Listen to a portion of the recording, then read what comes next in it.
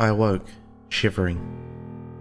As I rubbed my eyes, attempting to adjust them to the darkness swallowing my bedroom, I noticed the open window across the room. The curtains danced delicately as the chilly night's air gushed through them. For a second, I relished in the beauty of it, smiling weakly as I did so. The smell of the air was intoxicating as it rushed towards me, causing goosebumps to rise all over my body as I threw my exposed legs over the edge of the bed. A hint of dewy grass permeated through the air as my feet slowly met with the cold, hardwood floors beneath me. I muttered to myself as the moon's rays seeped through the window's glass, creating a shadow that appeared upon my skin as I approached it. "Mum," I whispered, recalling the countless nights she would invade my room as I slept, opening the window. She had a strange obsession with turning off the air conditioner at night. As all parents swore by, she felt that the cold air of the conditioner caused illness, although that theory had long been disproved. Still, even if her theory was justified, and I would befall pneumonia eventually due to my exposure, why on earth would the cold of the night be excluded from this disillusioned hypothesis? After a brief debate with my own mind, I turned my attention back to the open window. As I closed it, I looked out over the sleeping neighborhood. It was so peaceful to look out upon. Knowing everyone slept, oblivious to the beauty surrounding them as they dreamt, was mind-boggling to me. Even though I was awoken prematurely from my own dreams, I was proud to have at least gotten the chance to see the beauty of the night so many missed out on. Once the window was secure and locked, I turned back towards my bed, hopped in its diminishing warmth, and closed my eyes. Once the darkness of my own eyelids enveloped me, I heard something strange. The sound reminded me of the countless days in school when everyone shuffled through their bags, attempting to find a book they knew they left at home. Immediately, my eyes shot open and I arose from my stunted slumber. There, at the edge of my bed, was a darkened figure. Shock immediately rushed through my body, alerting the hairs on the back of my neck into action. "Alexandria," it spoke, its voice a deepened rasp. As if I wasn't already frightened enough, its horrifying, dry voice and the fact that it knew my name added to my increasing anxiety. As my heart raced, beating against my chest as a hammer would to a nail, the being grew close, slithering towards me as a snake would its prey. "What?" I stuttered, as a black mist surrounded us. The hood over its head, providing a sufficient enough shadow to hide its face within, seemed to move as agile as running water. The iridescent glow radiating off its cloak captivated me momentarily as I stared upon it. Once my trance had been broken, the amazement was once more replaced by overwhelming fear. Within its hands, a dusty book came into view. Though I was trembling, choking on the thick black fog within the air, I couldn't take my eyes off the archaic book resting in the being's hands. "I wish to read you a tale," it said, looking down at the book.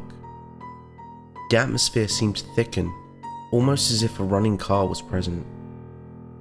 The creature conveyed no signs of discomfort, and it, in no rush whatsoever, nestled into a cozy position as it cleared its throat, releasing a heap of dust into the air.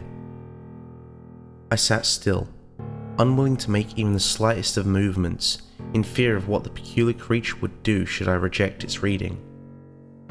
All logic would suggest that I was experiencing some sort of lucid nightmare, but the chills down my spine felt real, and so did the thing sitting adjacent to me, even though I know it couldn't have been. There was a girl that lived sleeping in a town. She snuck out of her house, meeting up with her friends against her parents' strict curfew. After too much drink, she hitched a ride with the boy she had met at the bonfire. Her friends were much too drunk to take her home. As they drove, the boy decided the ride home would not be free. The girl explained that she had no money, but the boy shrugged his shoulders. He explained money wasn't the only way to settle the debt. Immediately, The girl shook her head, asking the boy to stop the car. But he didn't comply. Instead, he slapped her across the face, threatening her as he did so. It said, his tone darkening as it turned the page. The girl didn't have much of a choice in the matter, as the boy pulled over to the side of the road, locking the doors of his car. No matter how hard she screamed, or how much strength she put into fighting back, the boy did not let up. Her efforts were fruitless, it said, glancing at me dramatically before turning back to the book. After the debt was settled, the boy unlocked the car and let the girl go.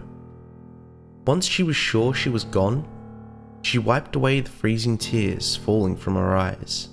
Being that she was miles away from home, she began walking, clutching onto her sides as she proceeded down the street. She began to wonder why no one else was around as she walked the barren road, the wind flowing through her raven hair as she did so. The chilly night's breeze travelled up her nostrils, causing her to wrap her shivering arms much tighter around her in an attempt to keep warm. She continued walking aimlessly, searching for anyone, someone to assist her. Her efforts were fruitless, it said, turning the page of the book. As it spoke, I stared intently upon it as if I was a child being read a bedtime story. I couldn't look away. I couldn't move. All of my will had been removed and placed within its hands. The girl wandered around the neighborhood, the streetlights flickering overhead as she began shouting. She wanted so badly for anyone, someone to answer her calls, but her attempts were fruitless, it said, turning the page once more. Finally, she saw lights approaching from afar. Instinctively, the girl ran towards it, waving her arms in the air frantically as the lights grew close, it said, clearing its throat as it turned the page. But the girl's happiness quickly disintegrated as she recognized the car. It was the same vehicle she had been held captive within minutes prior. Flashbacks of the vicious attack replayed in slow motion within her head as she began crying hysterically. She wanted so badly to run, dodging the car recklessly driving towards her. But she was hurt. She didn't have enough time to respond. She only had time to blink before the lights blinded her and an indescribable pain initiated at the base of her pelvis, it said, licking its bony finger before turning the page. She laid on the asphalt-paved street, choking on her own blood, as her eyes searched for anyone, someone to help her. All she could do was watch as the light diminished from the neighborhood, leaving her to die alone within the darkness, it said, before closing the book. Slowly, the being stood up, lowering its hood as it revealed its eyes without irises. I'll be on my way now. I have others to read to, it said, stretching its elongated arm towards me before caressing my shivering cheek with its index finger. Just as swift as the words escaped its mouth, it flew out of the open window, a black mist trailing closely behind it. Once it vanished from sight, the black mist evaporating within the air, I regained control of my body. I let out a loud cry, shaking uncontrollably as I stared out of the window the creature had escaped from. "Mum!" I yelled, afraid to get out of bed. No answer. "Mum!" I repeated, slowly lowering my feet to the cold floor. But it wasn't wood beneath my feet at all. The ground was rough, almost like asphalt. Quickly, I realized I was outside, standing in the middle of the street. "Hello?" The streetlights overhead flickered as a cold breeze blew through my hair. I crossed my arms, attempting to harbor any warmth my body once sought refuge in. "Hello!" I shouted, my voice cracking as anxiety washed over me. In the distance, a faint light approached. I wandered towards it, waving my arms in the air to attract the passerby's attention. "Hey! I need help!" I yelled, walking towards the light. The light grew, expanding its illumination throughout the neighborhood. Worry began seeping out of my skin as I noticed how fast the light was approaching. Rather quickly. I realized that the light derived from the headlights of a vehicle. Unwilling to fall victim to a hit and run, I turned to try and run away, but I tripped over something. There, lying in the middle of the street, was a girl. I approached her, kneeling down as the headlights from the speeding car provided just enough light to illuminate where the body laid. "Are you I trailed off. Once I saw the girl's face, all of the night's events became clear. She wasn't some random girl I tripped over coincidentally. She was me. "No!